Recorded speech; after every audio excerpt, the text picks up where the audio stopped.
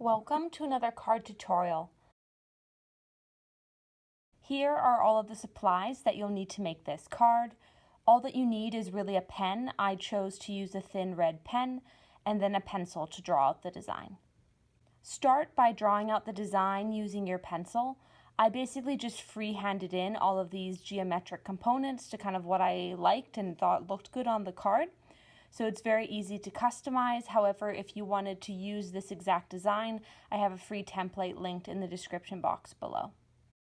Once you have everything drawn out in pencil, simply switch over to whatever color pen that you're using, and all you really need to do is trace over the pencil lines that you had previously drawn. I started with the lettering, so I started outlining happy birthday kind of in the center there of the card. And then once I finished with that, I simply made my way around the card, kind of working from the upper left corner and then around, down, and kind of up to try to eliminate any smudging with my hand. And that's also why I use kind of that extra piece of paper that I'm resting my hand on to prevent smudging any of the lines that I had just drawn.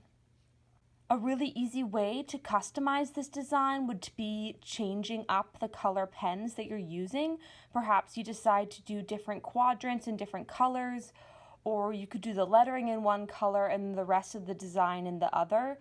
The options for really changing this up are really endless. If you wanted to as well and you had some rhinestones, you could kind of add those in sporadically or perhaps at the center of the geometric kind of swirls and design. Anyway, have fun with it. I chose to keep it really simple and straightforward. And then once I finished tracing over everything, as a final step, I took my eraser and just eliminated some of the pencil lines that were still visible and that I obviously hadn't exactly traced over with my red pen. And once you finish that, this simple geometric happy birthday card is complete.